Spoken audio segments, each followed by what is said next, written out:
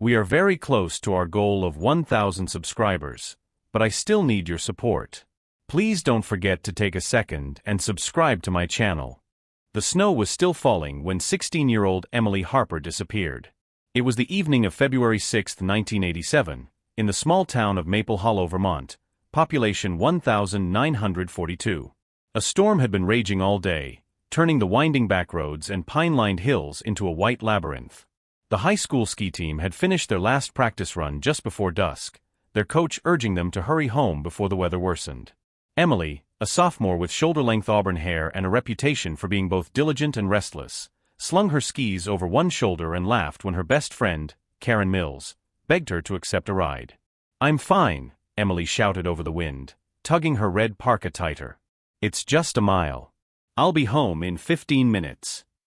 Karen, reluctant but already late for her father's pickup at the gas station, watched as Emily started down Pinecrest Road, the shortcut that cut across a frozen pasture before meeting the main street that led straight into town.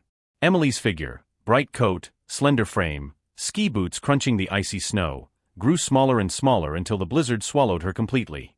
It was the last time anyone would see her alive. The Harper family. Emily lived with her parents, Mark and Diane Harper, in a modest farmhouse at the edge of Maple Hollow. Mark was a mechanic who owned a small garage, and Diane worked part-time at the post office. Emily had one older brother, Daniel, a senior planning to enlist in the Army after graduation. By all accounts, the Harpers were a close-knit family. Emily excelled in school, though she struggled with math, and her teachers often praised her determination. She loved skiing, playing the piano, and writing poems in the margins of her notebooks. On weekends, she babysat for neighbors to save money for college, dreaming of one day becoming a physical therapist. "She was the kind of girl who left sticky notes on the fridge reminding you to smile," Diane would later recall. The house felt warmer when she was in it. When Emily didn't return home that night, her parents at first assumed she'd gone to Karen's house or stayed late with the ski team. But by 9 p.m., with the storm worsening and no word from their daughter, panic began to creep in. Mark pulled on his heavy boots and drove into town, headlights barely cutting through the swirling snow. He stopped at the gas station, the diner, and the high school, asking anyone he could find if they'd seen Emily. Nobody had. By 11 p.m., Diane called the Maple Hollow Sheriff's Department. Deputy Alan Brooks answered, his voice weary but concerned. Missing teenagers in Vermont weren't unheard of, but the combination of a snowstorm and Emily's reliable reputation made this case feel different from the start. The search begins at dawn on February 7th. The storm finally subsided, leaving behind 2 feet of fresh snow and an eerie silence that blanketed the town. Sheriff Harold Green, a 30-year veteran of rural policing, organized a search party of deputies, volunteer firefighters, and local residents. Emily's route home was obvious, from the high school ski lodge to Pinecrest Road, across the pasture, and down toward Maple Hollow's Main Street. Searchers quickly spotted her footprints, distinct impressions from her ski boots, leading into the pasture. The prints were crisp, defined, and recent. But just 300 yards from the ski lodge, something inexplicable happened. Emily's footprints simply ended. Not faded. Not buried. Not scattered by the wind. They stopped. One moment, her boots had pressed into the snow in a steady stride. The next, nothing. Just unbroken whiteness stretching in every direction. Searchers fanned out, scouring the area for any sign of disturbance. Broken branches, drag marks, drops of blood, but the snow was pristine, untouched. It was as if Emily had been lifted into the air and carried away. "This isn't possible," Sheriff Green muttered to Deputy Brooks, staring at the final footprint. "People don't just vanish into the snow."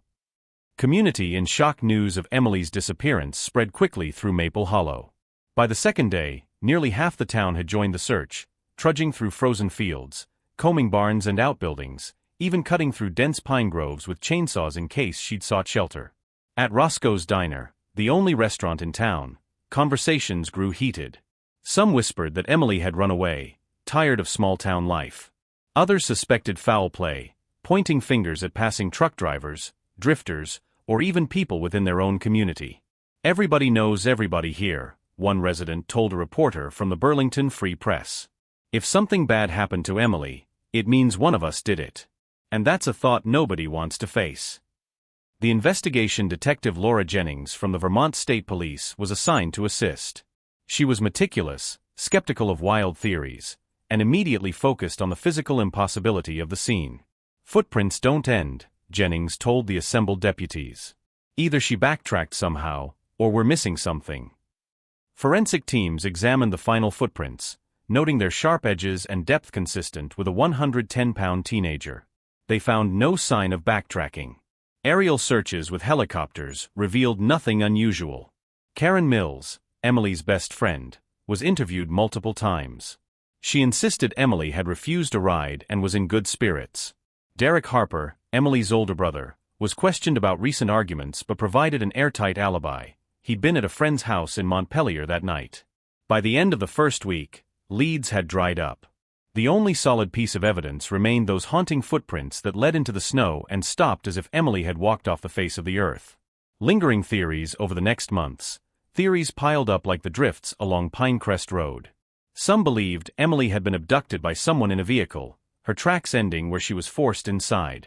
Others speculated she had staged her disappearance, though her close friends dismissed this as impossible. A few whispered darker possibilities, that the woods themselves had claimed her, or that Maple Hollow harbored secrets no one dared speak aloud. For the Harper family, every day was torture.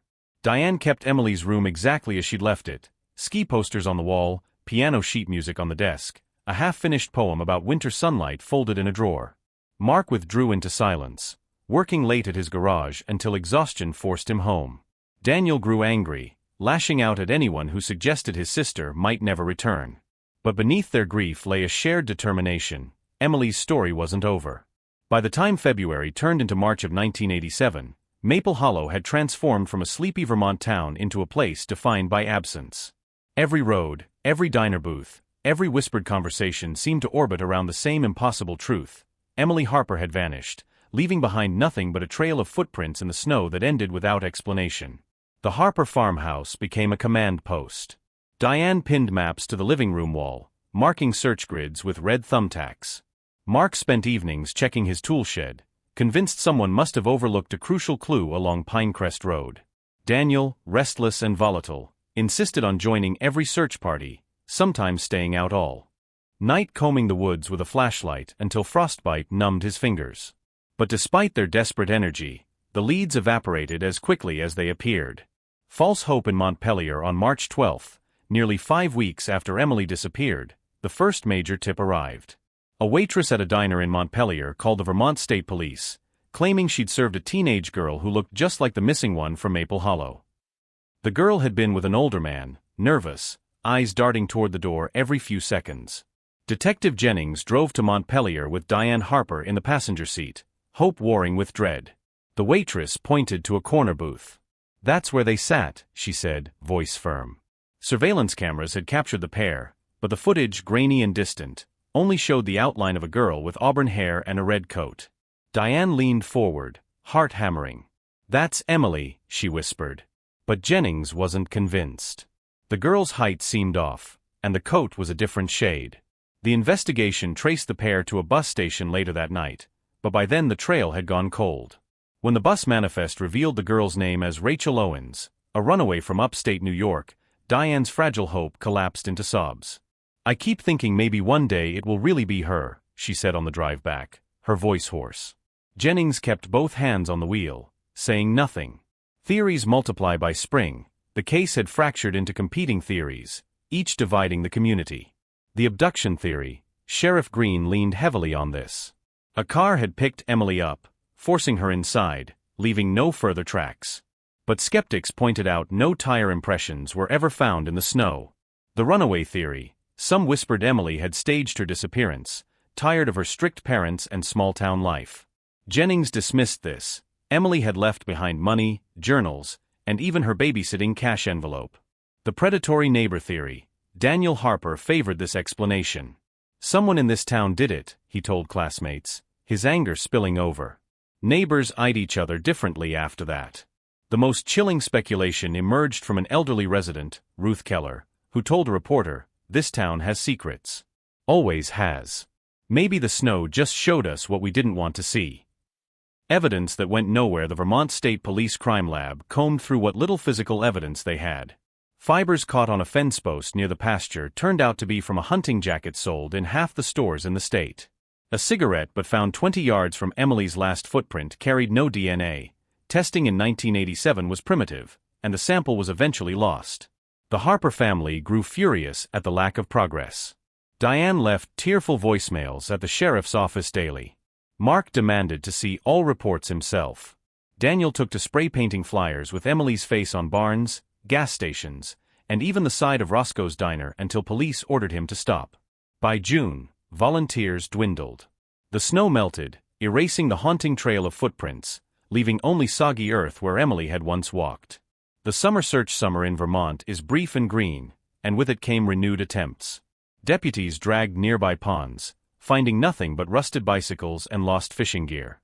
Volunteers swept through abandoned barns, their beams creaking under decades of dust. One search turned particularly grim when a dog unit alerted on a shallow depression near the Harper farm. The dirt was freshly disturbed, and for a breathless moment, it seemed they had found her. But digging revealed only animal remains, long-buried deer bones. "Every time we think we're close," Jennings admitted in frustration, "it's just another dead end." The shadow of suspects as months passed, suspicion fell on specific individuals. Rick Chambers, a truck driver who often passed through Maple Hollow. He'd been seen buying coffee near Pinecrest Road the night Emily vanished. Questioned twice, he denied any involvement. Brian Cooper, a 19-year-old dropout who lived 2 blocks from the Harper farmhouse. Known for trespassing and petty theft, he couldn't provide a solid alibi. His home was searched, nothing connected him to Emily. Daniel Harper, Emily's own brother, faced whispered accusations. His fiery temper and visible frustration with the investigation made him an easy target for gossip. But his Montpelier alibi checked out every time. Rumors hardened into divides. At church, the Harpers noticed parishioners avoiding eye contact. At the garage, customers spoke in hushed tones about family drama. The anniversary vigil on February 6, 1988, 1 year after Emily disappeared, the town gathered in the high school gym. 100 candles flickered as classmates read poems and songs in her honor. Diane stood at the podium, her voice trembling. "She is not gone. She is waiting. And until I have my daughter back, I will not stop." Sheriff Green followed, promising the case remained open, though even he admitted privately to Jennings that hope was slipping. "We're chasing shadows," he sighed afterward, rubbing his temples. But for Diane, the vigil only deepened her resolve. She began writing daily letters to state senators, pushing for more resources. She subscribed to every crime magazine, sending Emily's story to journalists across the country. Detective Jennings' obsession. By 1989, Jennings herself was no longer just a detective, she was obsessed. Her apartment in Burlington filled with case files, photographs of Emily, and maps of Pinecrest Road with red circles scrawled in pen. "Something's wrong with that scene," she told colleagues repeatedly. "The footprints don't lie. The snow is evidence. We just don't understand it yet." Her fixation began to worry her superiors, but Jennings refused to let go. The case was officially classified as cold in 1990. But Jennings never stopped. And neither did Diane Harper. By the early 1990s, Maple Hollow had begun to carry the weight of Emily Harper's disappearance like an old scar, visible, unhealed, and constantly aching. Outsiders knew the town for its postcard charm, the white church steeple, the Maple Sugar Shack tours in autumn, the high school ski team parading their trophies in winter. But for locals, every corner carried a shadow. The empty chair in the Harper farmhouse, the locked trophy case at the high school, the pasture along Pinecrest Road where footprints stopped in the snow, these were the true monuments of Maple Hollow. For Diane Harper, life split into 2 categories, before Emily vanished and after. She still worked mornings at the post office, sorting letters with mechanical precision, but her afternoons were consumed by the search. She joined national missing persons groups, mailed Emily's photo to truck stops across the Northeast, and kept meticulous binders of every tip, no matter how small. "Grief turns into work," she explained once to a reporter. "And the work is the only thing that keeps you from falling apart." Mark Harper, meanwhile, retreated into silence. He spent long hours in his garage repairing tractors and snowmobiles, often with the radio off. Neighbors whispered that Mark had aged 20 years in just 3. His once broad shoulders sagged, and his hair turned gray seemingly overnight. Daniel, now in the army, carried his own guilt. On leave, he avoided Maple Hollow altogether, claiming the place felt haunted. Detective Jennings and the dark detective Laura Jennings had transferred to Burlington headquarters in 1991, but she refused to relinquish Emily's file. Other detectives teased her about her snow ghost, but Jennings didn't laugh. She carried a single Polaroid of Emily's final footprints in her wallet, edges worn soft from constant handling. "This isn't solved," she told anyone who asked. "It's just waiting." She spent weekends driving the 2 hours back to Maple Hollow, revisiting Pinecrest Road like a pilgrim returning to a shrine. Locals grew accustomed to her presence, though some resented her persistence. At Roscoe's Diner, one farmer muttered, "She's making money off our misery." But Diane welcomed her like family, often serving her dinner and sharing her ever-growing binders of notes. Jennings's determination bordered on obsession. She requested FBI assistance, but agents found no evidence of interstate crime. She pushed for aerial thermal scans in winter, but budgets denied it. She even hired a private tracker from Maine, who followed deer trails and claimed to smell fear in the snow, before admitting he'd found nothing. The second disappearance on December 3, 1992, Maple Hollow was rocked again. 15-year-old Megan Walters, a sophomore at the same high school Emily once attended, failed to return home after basketball practice. The parallels were immediate and terrifying. Another teenage girl, another snowy night, another vanishing along a rural road. Sheriff Green, now gray and weary, mobilized search parties within hours. Unlike Emily's case, Megan's backpack was found half a mile from the school, contents scattered in the snow.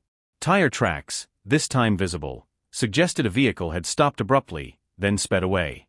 The town erupted in panic. Parents pulled daughters from after-school activities. The high school locked its doors by 4 p.m. Rumors spread faster than facts. Was the same person responsible? Had Emily's abductor returned? But within 3 days, Megan was found alive. She had hitchhiked with a boyfriend to Burlington, staging her disappearance to escape strict parents. The relief was palpable, but the damage lingered. Emily's ghost made Megan's rebellion possible, one teacher remarked. And it made everyone realize this town isn't as safe as it pretends. For Diane, the news was bittersweet. She envied Megan's parents, weeping with relief as their daughter returned. She, too, wanted her phone to ring with Emily's voice on the other end. But her line stayed silent. Theories take root by the mid-1990s. Emily's case had become folklore.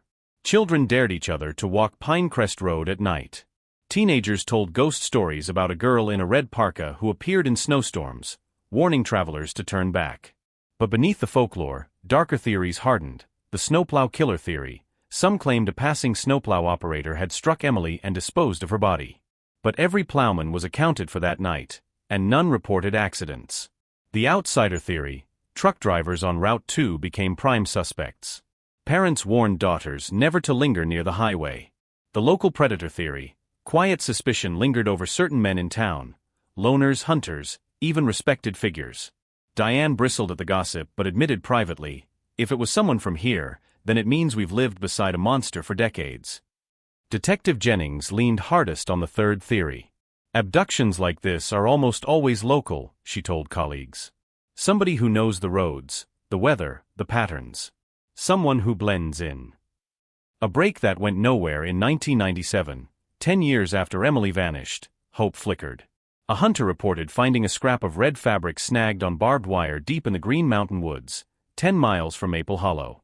Deputies rushed to the site, collecting the fabric and combing the area. Diane's hands shook when she held the evidence bag. Could this be from Emily's parka?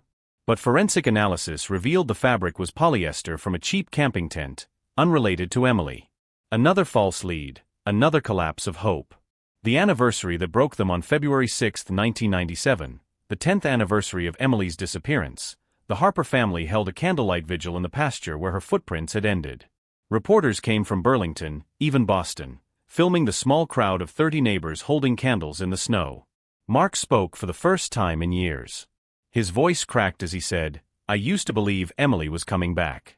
Tonight, I don't know anymore. But if she's out there, if anyone knows, please, don't let us spend another 10 years like this." Afterward, he wept openly against Diane's shoulder. For the first time, She feared her husband had given up. Detective Jennings, standing at the edge of the vigil, silently vowed she wouldn't. The case turns cold again by the late 1990s. Emily's disappearance had officially joined the ranks of Vermont's unsolved mysteries.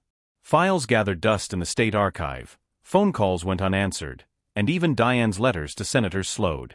Yet one detail kept gnawing at Jennings: the footprints. She revisited them endlessly, convinced the snow itself held the answer. Snow records everything, she said to herself in her apartment, studying the Polaroid again. And snow doesn't lie. But without new evidence, her words were just that, words echoing into silence. Emily Harper remained missing. Maple Hollow remained haunted. And time, merciless as winter, marched on. By the year 2000, Maple Hollow had settled uneasily into its role as the town where Emily Harper disappeared. The ski lodge still hosted meets, the sugar maple still turned brilliant orange every fall, but outsiders whispered, and locals carried the weight like a hidden stone in their pockets. A whole generation of students had passed through Maple Hollow High School since that February night in 1987. For them, Emily was both legend and warning, her smiling photo laminated and taped to the guidance office bulletin board under the heading, "Still Missing." Diane Harper never allowed the town to forget. She hosted annual vigils, handed out flyers even after they yellowed in the sun, and phoned talk shows to plead Emily's case. "Someone knows something," she repeated like a mantra. "Someone always knows." Mark, however, grew more reclusive. He closed his garage in 2001 after business dwindled, sold his tools, and spent most days in silence. At the diner, old friends whispered that the tragedy had hollowed him out, leaving only a shell. Daniel, now stationed at Fort Drum in New York, called his parents weekly, but his tone was clipped, soldierly. He avoided coming home unless necessary. Maple Hollow meant pain. Detective Jennings's return in 2002, Detective Laura Jennings was officially reassigned to Vermont's cold case unit. For most detectives, it was a career stall. For Jennings, it was providence. She pulled Emily's file from storage herself, carrying the box like it contained fire. Inside were the same faded photographs, the same Polaroids of footprints frozen in time, the same unanswered questions. But now Jennings had new tools. DNA testing had advanced dramatically since 1987. She submitted every piece of evidence, cigarette butts, fibers, even old envelopes from ransom hoaxes, to the lab in Burlington. She knew the odds were low, but science had evolved. Sometimes technology caught up to mysteries. Jennings also began revisiting witnesses, 15 years older now, their memories dulled by time. She tracked down Karen Mills, Emily's best friend, now a married mother of 2 in Montpelier. Karen's recollection hadn't changed. Emily had been cheerful, defiant, insisting she could walk home in the snow. But Karen admitted something she hadn't shared as a teenager. Emily had seemed distracted that week, glancing over her shoulder, as if she feared being followed. Jennings's notes underlined the sentence 3 times. A chilling confession on December 19, 2003, Jennings received a call from a prison in Concord, New Hampshire. An inmate named Thomas Greeley, serving 20 years for armed robbery, claimed he knew what had happened to Emily Harper. Jennings drove through a snowstorm to meet him. Greeley was gaunt, his eyes sharp with manipulative intelligence. He said he'd been in Vermont in '87, working seasonal logging jobs. He claimed a friend, now dead, had abducted Emily in a pickup truck near Pinecrest Road. "She fought like hell," Greeley whispered, leaning close. "But she never left that truck alive." Jennings felt her pulse quicken, but when she pressed for details, what brand of coat, what direction the truck drove, what words Emily had spoken, Greeley grew vague. His story shifted, contradicted itself. In exchange for remembering more, he demanded early parole. The prosecutor dismissed his claims as fabrication. "He's playing you," they told Jennings. But when she returned home, she couldn't shake his words. She fought like hell. It sounded too raw, too real. The town fractures. By 2004, Emily's case was 17 years old. Maple Hollow's population had grown slightly, newcomers lured by cheap land and postcard beauty. But for long-time residents, tension simmered. At Roscoe's Diner, arguments broke out. Some insisted Emily's abductor had been a stranger, gone long ago. Others believed he still lived among them. A few even named names: quiet men who lived alone, teachers who retired early, truck drivers with odd habits. None of it could be proven. Diane Harper noticed how neighbors avoided her eyes. "They think I blame them," she told Jennings. "And maybe I do. Somebody saw something. Somebody heard something. Silence is a choice." The Forgotten Witness in 2005, Jennings found a buried note in the original file. A farmer named Clyde Henson, who lived near Pinecrest Road, had reported hearing a vehicle rev hard around 7:15 p.m. on the night Emily vanished. At the time, investigators dismissed it as irrelevant. The snowstorm had muffled sound, and Henson was known for drinking. Jennings tracked down Henson, now frail and living in a nursing home. At first, his memory faltered. But when Jennings showed him the Polaroid of Emily's footprints, his eyes sharpened. "I heard a door slam," he whispered. "And a girl crying out. Then nothing but the wind." Jennings's heart pounded. This detail, never entered into official reports, suggested Emily had indeed been forced into a vehicle. But with decades gone, the lead was nearly useless. "Too little, too late," her captain said when she filed the report. Jennings refused to believe that. The Harper family decline's tragedy compounded tragedy in 2006 when Mark Harper suffered a fatal heart attack at age 53. His obituary mentioned his beloved daughter Emily, still missing. At the funeral, Diane stood stiff as neighbors offered condolences. Later, she told Jennings, "Mark died waiting for answers. I can't do the same." Diane threw herself harder into advocacy, joining panels, speaking at conferences about missing children. She carried Emily's yearbook photo in her purse, showing it to strangers at airports and hotel lobbies. "Do you remember her?" she'd ask, as if sheer persistence could bend the universe into giving her daughter back. Daniel returned briefly for the funeral, uniform pressed, face hardened. He hugged his mother but avoided speaking of Emily. "I can't," he admitted. "It eats me alive." The case goes public again in 2007. The Burlington Free Press ran a feature titled "The Girl Who Walked into the Snow." The story detailed Emily's last night, the footprints, and Diane's endless search. The article reignited interest, sparking hundreds of calls to a tip line. Most were useless: psychics, conspiracy theorists, people convinced Emily had been abducted by a cult. But one call stood out. A woman in Maine claimed she'd worked alongside a young woman named Em in a diner in the early 1990s. The girl had auburn hair, avoided questions, and one night vanished without warning. Jennings drove to Maine, but the diner had closed years earlier. Records were gone, employees scattered. The trail evaporated. Another hope lost.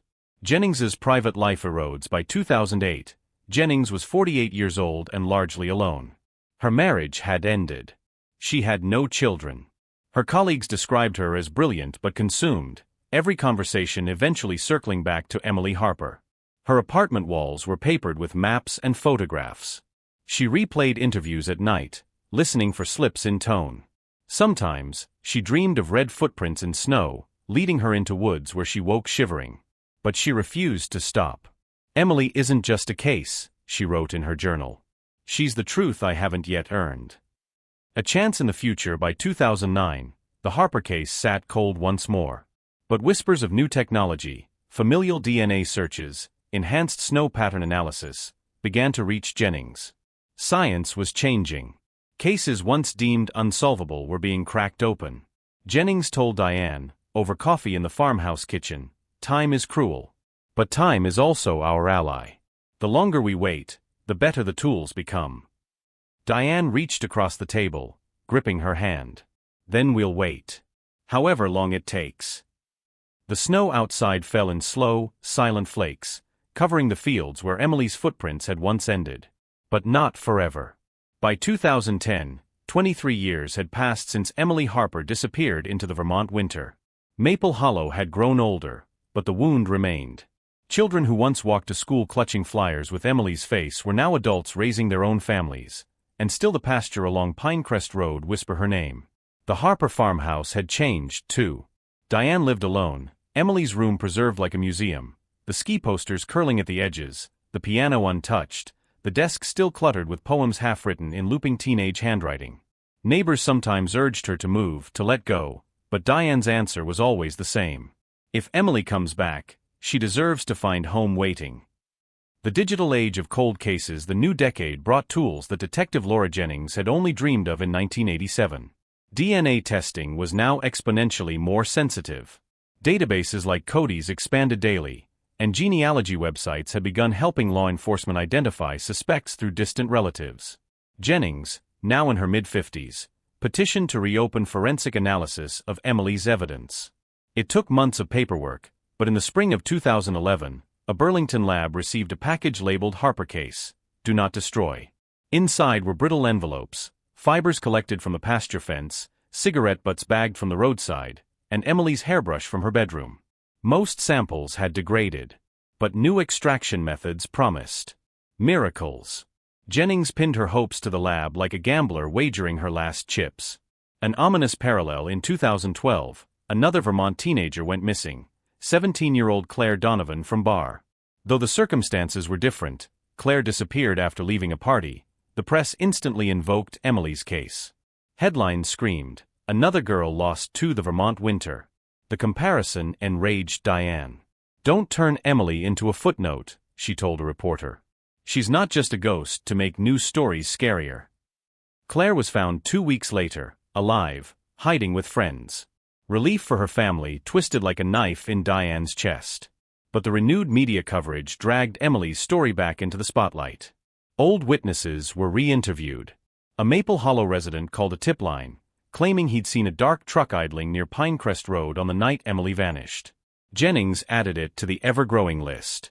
The one who stayed silent. In 2013, Jennings pursued a forgotten lead, Brian Cooper, the 19-year-old dropout who had been questioned back in 1987.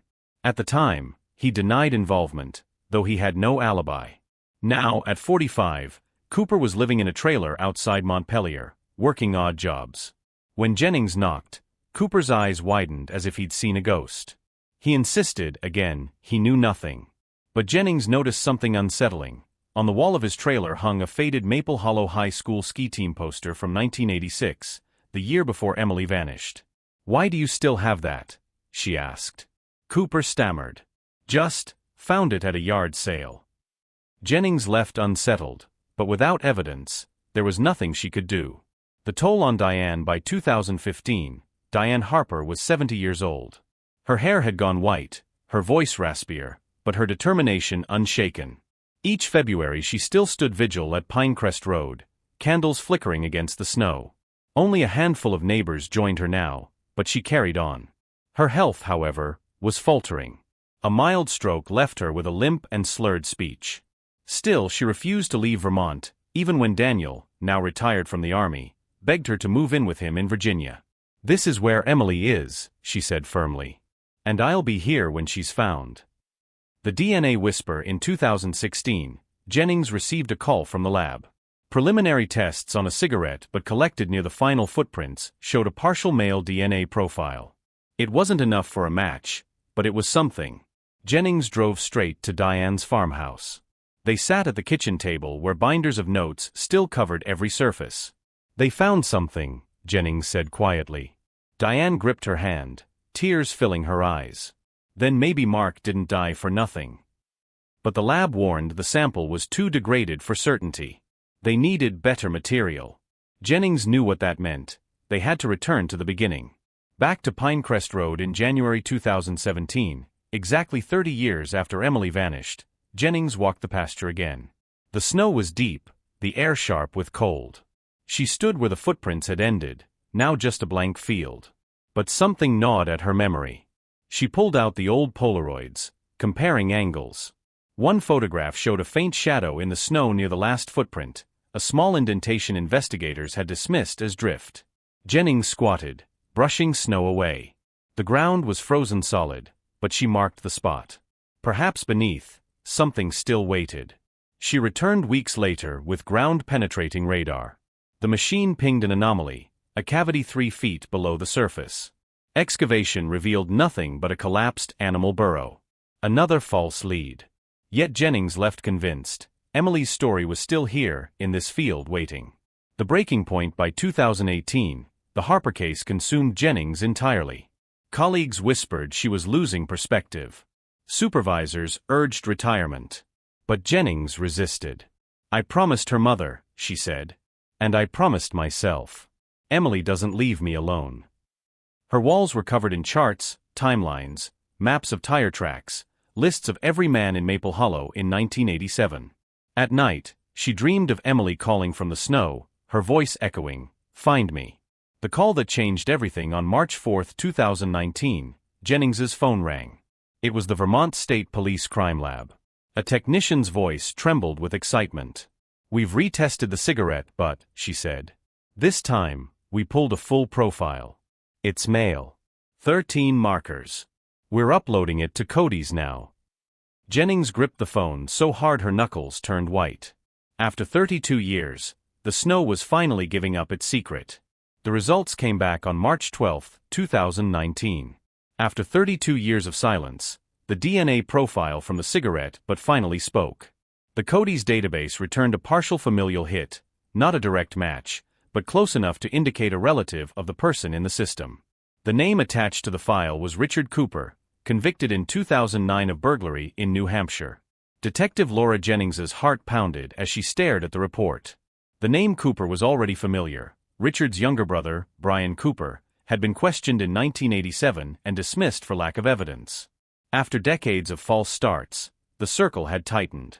The brothers Cooper, the Cooper family, had lived on the edge of Maple Hollow since the 1960s. The father, a logger, had died young. The mother, often ill, was rarely seen outside the home. Brian, the eldest, dropped out of school at 19. Richard, 3 years younger, drifted between jobs, sometimes truck driving, sometimes construction. In 1987, both brothers had lived less than a mile from Pinecrest Road. Jennings dug through the original files. Brian had been interviewed but gave evasive answers. Richard's name barely appeared. He'd supposedly been away working in Maine. But records were spotty. No one had checked thoroughly. Jennings cursed under her breath. "We had him in our hands and let him slip." Reopening old wounds, she visited Diane Harper first. The farmhouse kitchen still smelled of old coffee and wood smoke. Diane's hands trembled as Jennings slid the report across the table. "They found something," Jennings said. "The DNA matches to the Cooper family." Diane's eyes filled with tears. "I knew it had to be someone here. You don't disappear in Maple Hollow unless someone lets it happen." The revelation spread quickly through town. At Roscoe's Diner, whispers turned into accusations. Some remembered seeing Richard Cooper at the gas station the week Emily disappeared. Others recalled how Brian had suddenly stopped drinking at the bar after February '87, spending nights alone at the family cabin. Neighbors who'd once kept quiet now admitted the Coopers had always been strange. Surveillance begins in April 2019.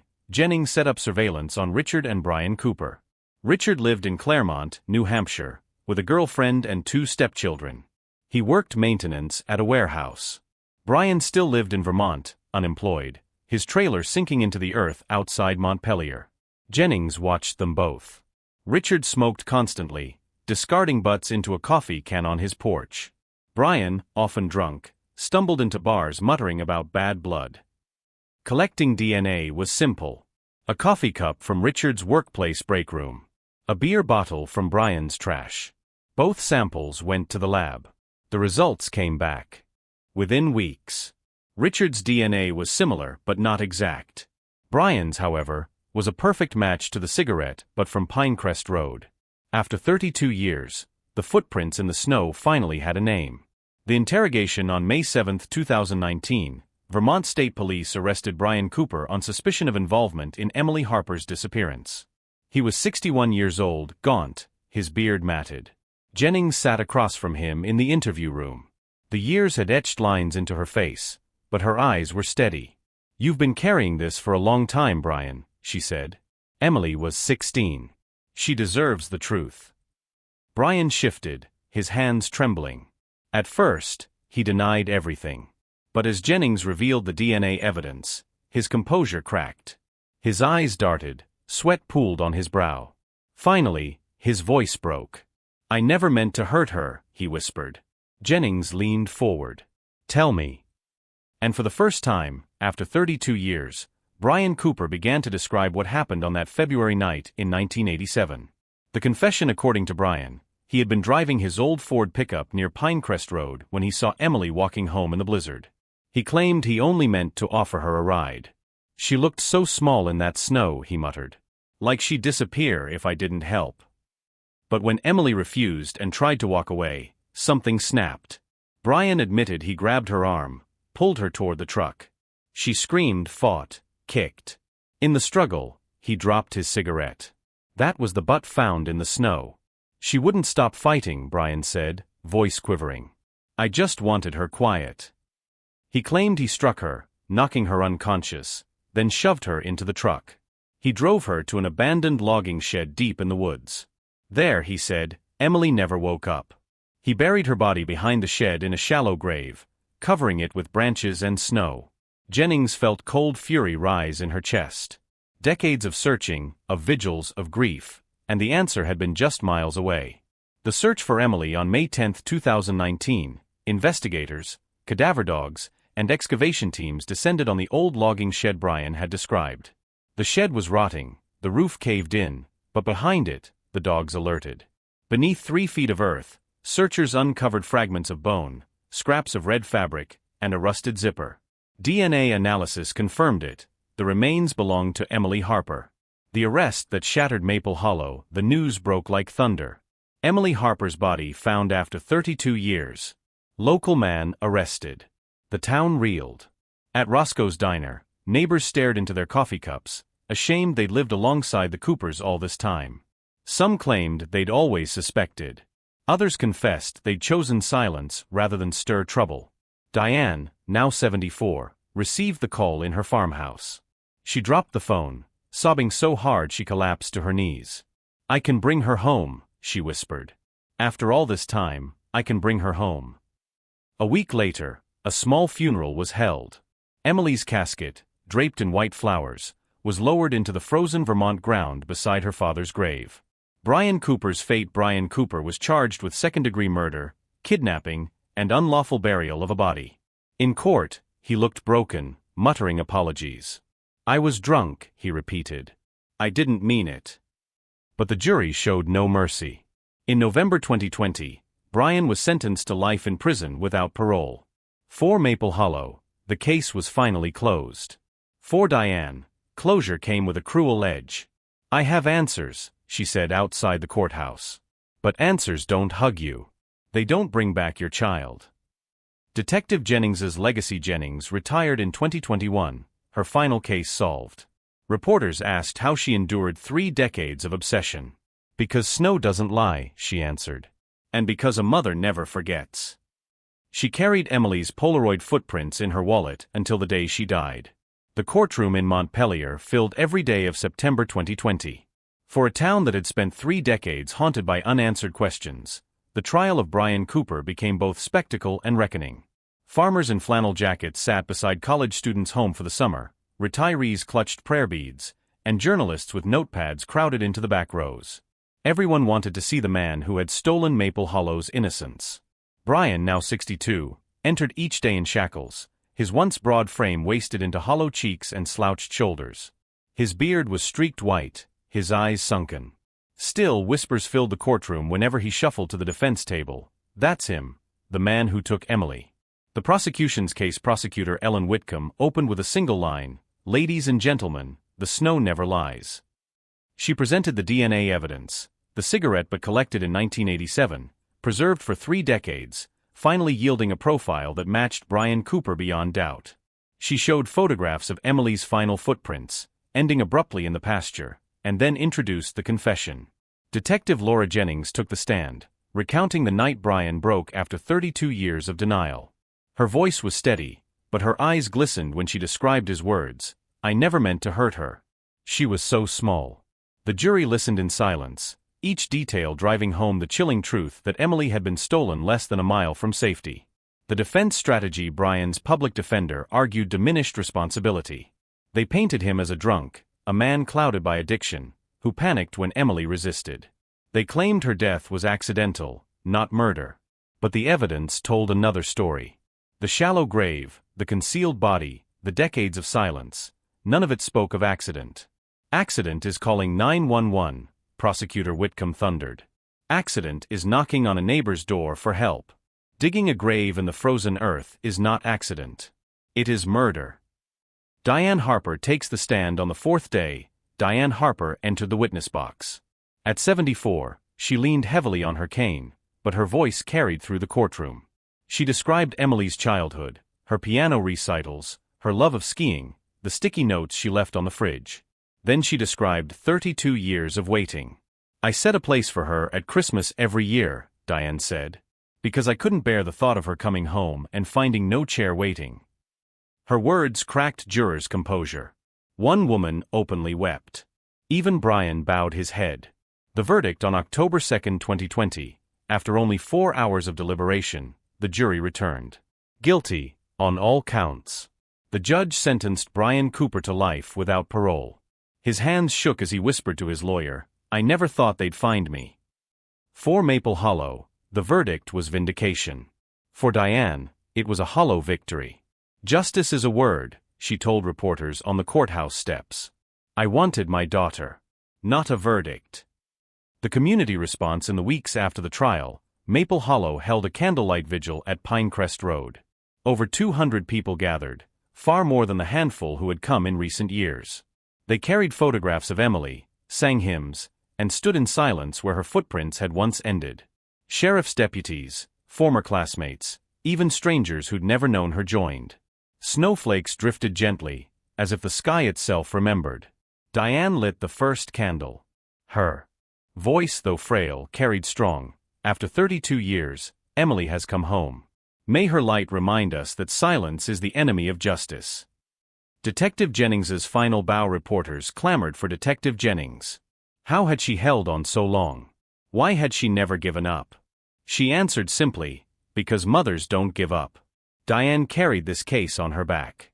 "I just followed her lead." In December 2021, Jennings retired. Colleagues gifted her a framed copy of Emily's Footprints in the Snow. She hung it in her home office, a reminder that even impossible mysteries could one day speak. Life after the trial. Brian Cooper was transferred to a maximum security facility. In prison, he remained isolated, shunned even by fellow inmates. He rarely spoke, except to mutter apologies no one cared to hear. Richard Cooper, his brother, faced no charges. His DNA had helped identify Brian, but no evidence tied him to the crime. He moved away quietly, leaving Vermont behind. For Diane, closure was complicated. She had Emily's remains, finally laid to rest beside Mark, but grief still clawed at her. Nights were long. The farmhouse echoed with silence. And yet, for the first time in 32 years, she could stand at Emily's grave and whisper, "I found you." The legacy of Emily Harper. Emily's case became a landmark in Vermont's criminal history. It was taught in police academies as an example of persistence, the power of DNA, and the dangers of small-town silence. Her story aired on national documentaries, podcasts, and crime shows. Maple Hollow, once defined by its mystery, was now known for its resolution. But for the people who had lived it, Emily was not a symbol. She was a daughter, a classmate, a neighbor whose absence had left a scar across decades. "Emily is not just a case file," Diane told one interviewer.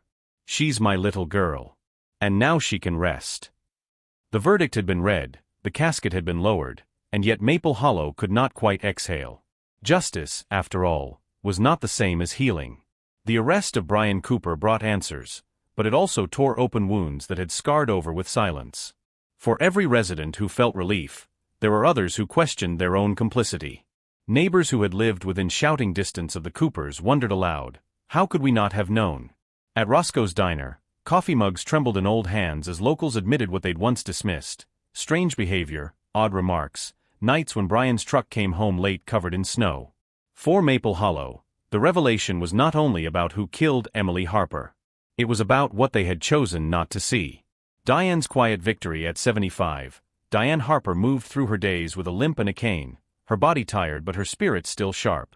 Emily's funeral had drawn hundreds, yet after the crowds left, Diane returned to her farmhouse alone.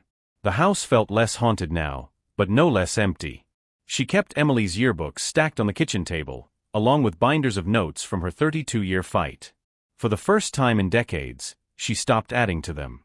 "The story is finished," she told herself. I don't have to write it down anymore.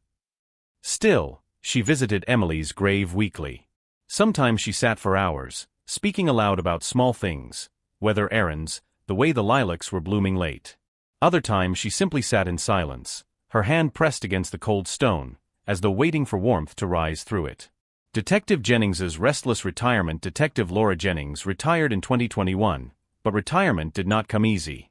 She had built her life on pursuing a single case, and with Emily's resolution, she found herself unmoored. Her home office was a shrine to persistence. Crime scene photos, hand-drawn maps, timelines stretching across decades. She could not bring herself to take them down. Every line cost me years, she said when a journalist asked about the clutter.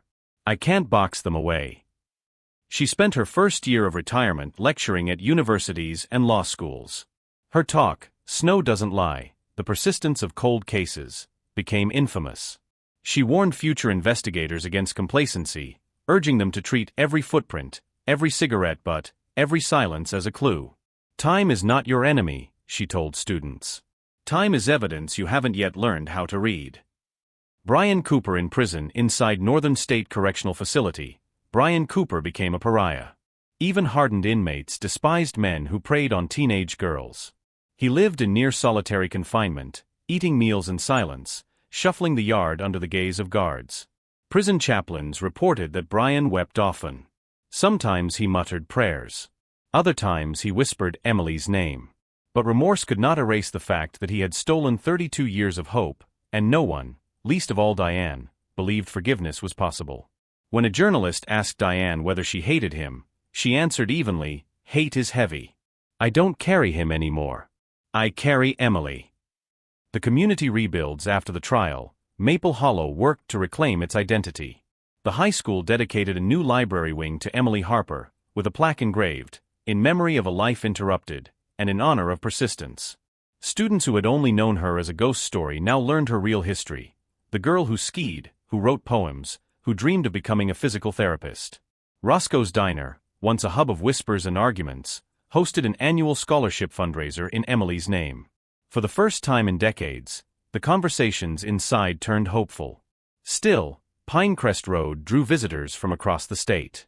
People parked their cars, walked into the pasture, and stood where the footprints had once ended. Some came to pay respects. Others came chasing a morbid fascination.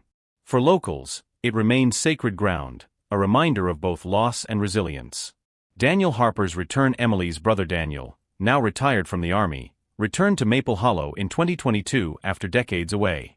He had carried his own burden, survivor's guilt, the shame of leaving his mother alone. At Emily's grave he broke down, pressing his forehead to the cold stone. "I should have been there," he whispered. "I should have walked her home." Diane embraced him, her frail arms still strong with resolve. "The only person to blame is already where he belongs," she told him. "You were a boy, Danny. You were just a boy." Daniel decided to stay, moving into the farmhouse to care for his mother. For the first time since 1987, the house echoed with family again. The lingering questions, even with Brian's confession, some mysteries refused to settle. Had Richard known? Why had Brian kept silent for so long? Could Emily have survived if help had come sooner? Detective Jennings admitted privately that some of Brian's details never sat right. The exact location of the grave, the way Emily had died, his story shifted each time he retold it. "Confessions are not always truths," she told a colleague. "Sometimes they're performances of guilt." But the DNA did not lie. The cigarette, but in the snow, anchored the case. And for Diane, that was enough. The lesson of Maple Hollow. Emily Harper's disappearance and resolution reshaped how Vermont handled missing persons. The state established a dedicated cold case unit, funded searches with new forensic tools, and trained rural officers in evidence preservation. Her story became a case study. Nationwide, proof that persistence, science, and a mother's unyielding love could pierce even the thickest silence. And yet, for those who had lived it, Emily was not a symbol. She was the girl who laughed too loudly at Roscoe's jukebox, who colored her notebooks with doodles of snowflakes, who believed the world beyond Maple Hollow was waiting for her. Now she waited no more. By 2023, the Harper case was no longer an open wound, but the scar remained visible everywhere in Maple Hollow. The past had not disappeared with Brian Cooper's conviction, It lingered in the quiet spaces, in the way neighbors paused mid-sentence when someone mentioned 1987, in the hush that fell each February when the snow grew heavy again. The state of Vermont had filed the case under closed, but for those who lived it, closure was a word without substance. Diane Harper carried both the relief of answers and the ache of absence. She often told visitors, "Justice is not the same as having her back. I learned the difference the hard way." The Museum of Small-Town Secrets in early 2023, Maple Hollow opened a small historical exhibit at the town library, the Harper Files. It displayed photocopies of search maps, the infamous Polaroid of Emily's final footprints, and excerpts from Diane's endless binders. School groups toured it in silence. Some residents resisted. "Why dig it up again?" a farmer grumbled. "We've finally moved on." But for younger generations, the exhibit was important. It turned a ghost story into a human story. At the center stood Emily's ski jacket, red fabric faded, recovered from the shallow grave in 2019. Beside it, a plaque read, "She was 16. She was loved. She mattered." Diane's final years. By the autumn of 2023, Diane's health had declined. Daniel now handled the farmhouse, cooking, driving her to appointments, shoveling the snow she once cursed as both enemy and evidence. Diane still visited Emily's grave each Sunday. Sometimes Daniel wheeled her chair across the frozen ground so she could lay her hand on the stone. She whispered poems Emily once wrote, lines about winter sunlight and the hope of spring. On her 77th birthday, she told Daniel, "I can go in peace now. She's not lost anymore. She's here."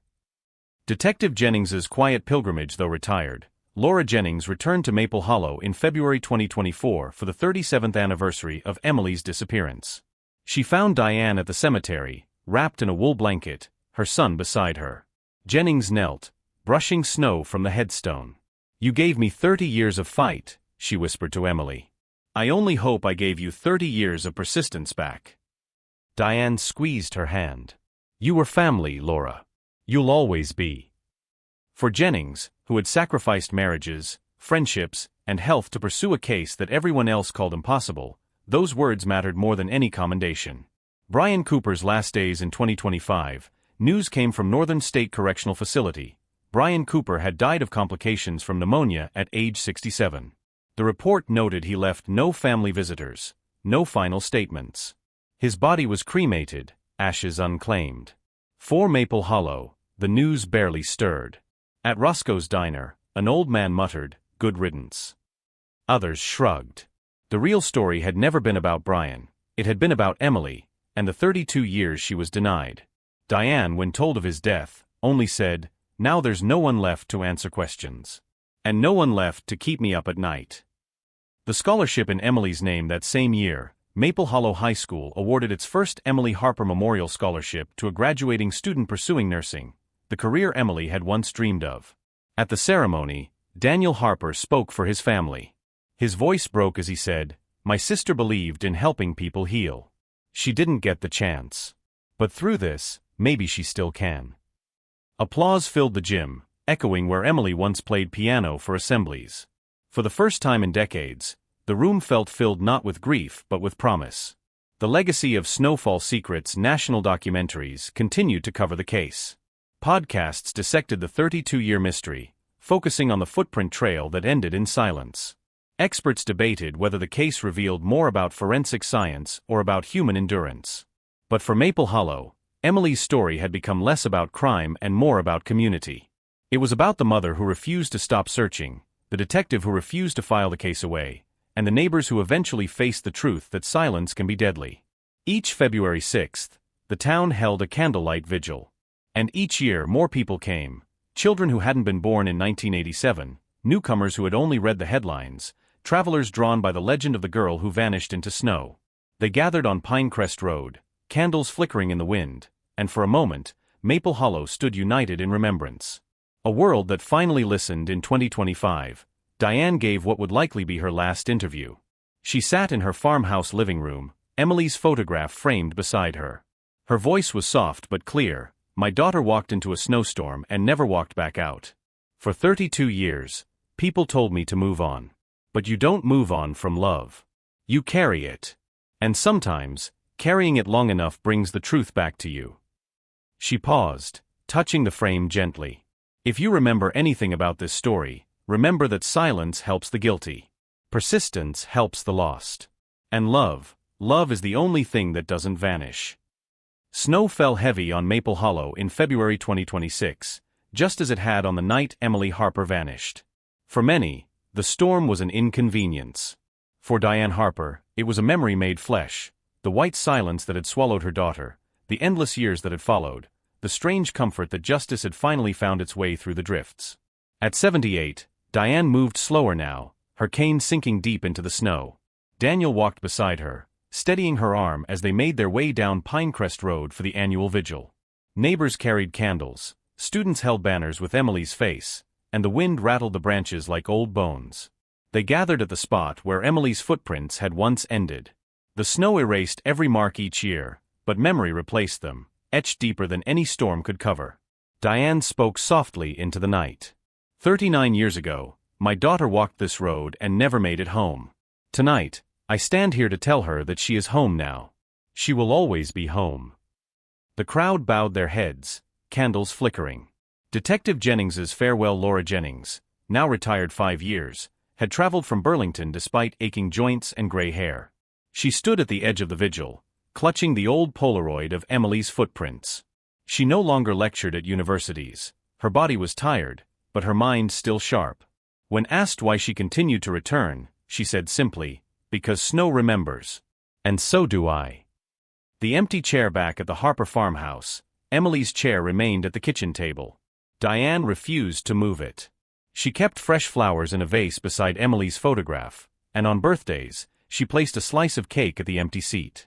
Some called it morbid. Diane called it love. "You don't stop setting a place for your child," she told a journalist.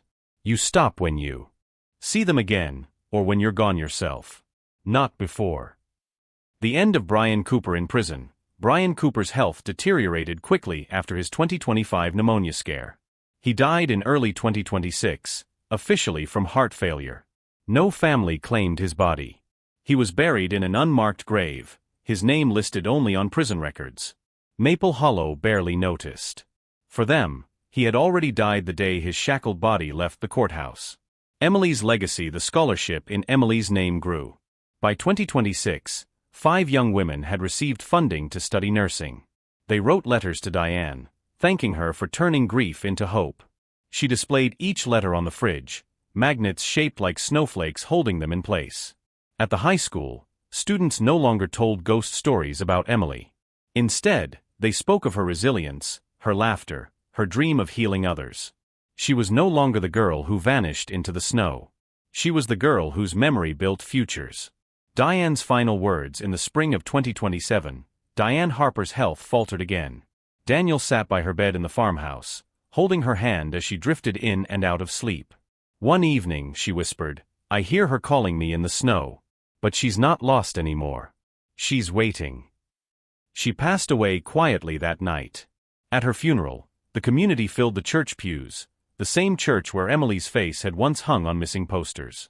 Daniel placed both Emily's and Diane's photographs side by side at the altar. "They fought together," he said. "Now they rest together." Epilogue. The Snowfall Secrets. By 2028, Maple Hollow had changed. New families moved in, new children slid down hills where search parties once trudged, new shops opened along Main Street. Yet Pinecrest Road remained sacred ground. A small plaque stood at the edge of the pasture, in memory of Emily Harper, 1970 to 1987. Her footprints ended here, but her story did not. Justice, love, and persistence carried her home. Visitors left flowers, scarves, and sometimes pairs of ski gloves. The snow fell, covering them, but each spring they emerged again, quiet reminders that the past, though buried, was never erased. Emily's case lived on in documentaries, books, and lectures, but for Maple Hollow, she was never a headline. She was the girl who wrote poems about winterlight, who played piano in the school gym, who believed in healing. Her disappearance had once seemed like an impossible riddle. But in the end, the snow had told its story. And Maple Hollow, scarred and wiser, learned to listen.